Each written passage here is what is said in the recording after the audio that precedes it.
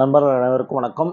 Already இந்த Vikramadithan story வந்து 4 சீரீஸாக வந்து நான் போட்டுட்டு தான் இருக்கேன். 4 பாகம் வரைக்கும் போட்டுட்டேன். ஒரு 5வது பாகம் மட்டும் போட முடியல. கொஞ்சம் உடல்நிலை சரியில்லாதனால அந்த வீடியோ வந்து கொஞ்சம் மேக் பண்ண முடியல.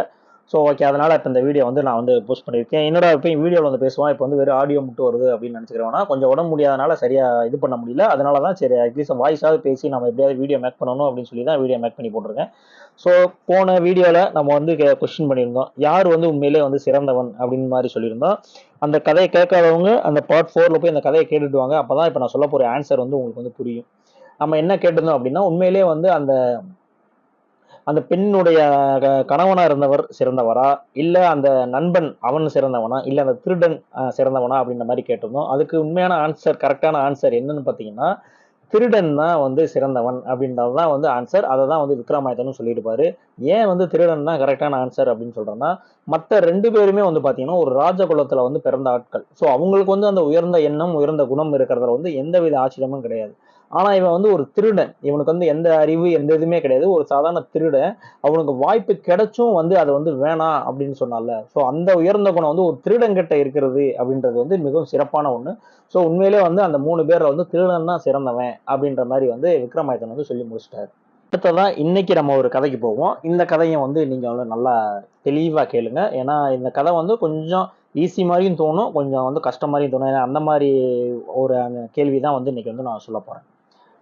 வழக்கம் போல வந்து விக்ரமாதித்தன் வந்து பதில் சொன்னோடனே வேதாளம் போய் அந்த முருங்கமரம் ஏறிடுச்சு. திரும்ப வந்து விக்ரமாதித்தன் போறாரு. வேதாளத்தை வெட்டி வீழ்த்தி தன்னுடைய தோல்ல போட்டு நடந்துட்டு இருக்காரு.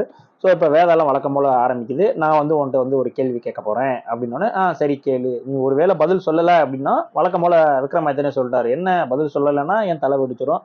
நான் லேட்டா சொன்னாலும் என்னை நீ என் தலை வந்து வெடிச்சிடும். பதில் தெரியலைன்னு சொன்னாலும் என் தலை வெடிச்சிடும். அதானே, நீ கேளு அப்படின்ற மாதிரி வந்து வேதாளத்திட்ட சொல்றாரு. ஸோ இப்போ வேதாளம் வந்து தன்னுடைய கேள்வியை வந்து ஆரம்பிக்குது. ஸோ இங்கே கதை ஸ்டார்ட் ஆகுது. இங்கே நீங்கள் தெளிவாக கேட்டுக்கோங்க என்ன சொல்கிறேன் அப்படின்னு. ஓகே, இப்போ நம்ம வந்து வேதாளம் சொன்ன கதைக்கு வந்து போயிடுவோம். மதக நாடு அப்படின்னு சொல்லிட்டு ஒரு நாடு இருக்கு. அந்த நாட்டை வந்து மதக ராஜா அப்படின்றத வந்து ஆண்டுட்டு இருக்காரு.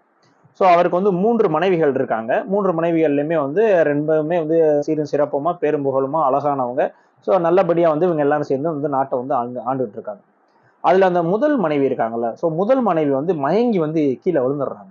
என்னன்னு விசாரிக்கும் போது தான் தெரியுது, இவங்க வந்து அரண்மனையுடைய மேல்வாக்குல இருக்காங்க. அரண்மனையுடைய கீழே வந்து அந்த உரல் இருக்கும்ல, அந்த உரல்ல வந்து யாரோ நெல்லை போட்டு தட்டி இருக்காங்க. ஸோ அந்த சவுண்டு வந்து இவங்கனால தாங்க முடியாம வந்து மயங்கி வந்து விழுந்துட்டாங்க. ஸோ அந்த சவுண்ட் வந்து என்ன, எவ்வளவு சவுண்டா கேட்டுற போகுது, லைட்டா தானே கேட்கும். ஸோ அந்த சவுண்டை கூட இவங்களால தாங்க முடியாத அளவுக்கு ரொம்பவுமே வந்து மென்மையானவங்களா இருந்திருக்காங்க. ஸோ மயங்கி விழுந்துட்டாங்க.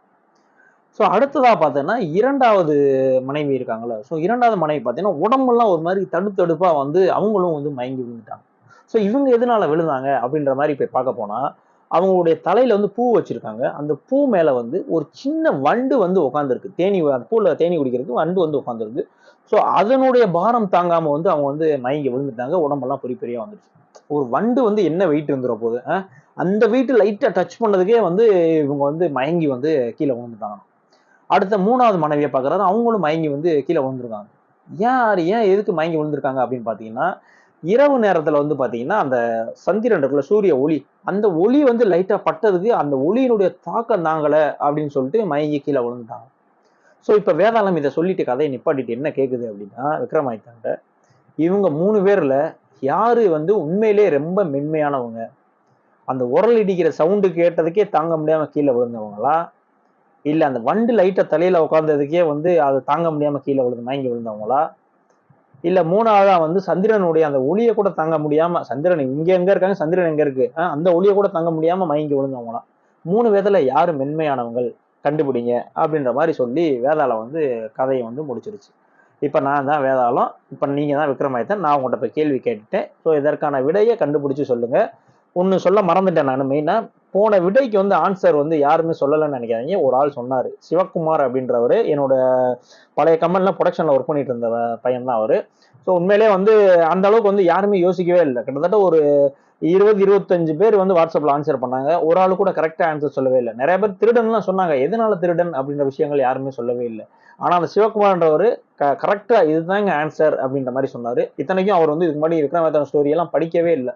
படிக்காமே ஒருத்தர் வந்து இந்த அளவுக்கு யோசிச்சிருக்காரு அப்படின்னா உண்மையிலேயே சொல்றேன், அவர் சிவகுமார் வந்து உண்மையிலேயே ரொம்ப பிரில்லியண்டான ஆளு அப்படின்னு தான் நான் வந்து சொல்லுவேன். ஏன்னா இந்த அளவுக்கு யோசிக்கக்கூடிய திறமை வந்து இப்ப உள்ள ஜென்ரேஷன்ல இருக்கா அப்படின்னா உண்மையிலேயே வந்து ஒரு கொஸ்டின் மார்க் தான்.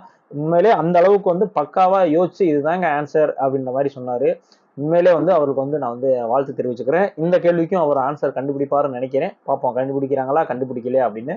போன கொஸ்டின்ல போட்டிருந்தேன்ல 1000 அப்படின்னு சொல்லிட்டு, அது ஆக்சுவலா என்னன்னா போன கொஸ்டினுக்கு அந்த கேள்விக்கு ஆன்சர் சொன்னோடனே வேதாளம் வந்து 1000 மரகத நாணயங்களை வந்து விக்ரமாதித்தன் கையில வந்து கொடுத்துருக்கும். ஸோ கண்டிப்பா அந்த சிவகுமாருக்கு தான் வந்து அந்த 1000 மரகத நாணயங்கள் போய் சேரும்னு நினைக்கிறேன். பேக்கை திறந்து பார்ப்பா உள்ள இருக்குதான்னு. ஸோ ஓகே, இதே மாதிரியான அடுத்த ஒரு வீடியோல வந்து சந்திப்போம். கண்டிப்பா இதுக்கான ஆன்சர் வந்து யோசிச்சுக்கிட்டே இருங்க. அடுத்த வீடியோல பார்ப்போம்.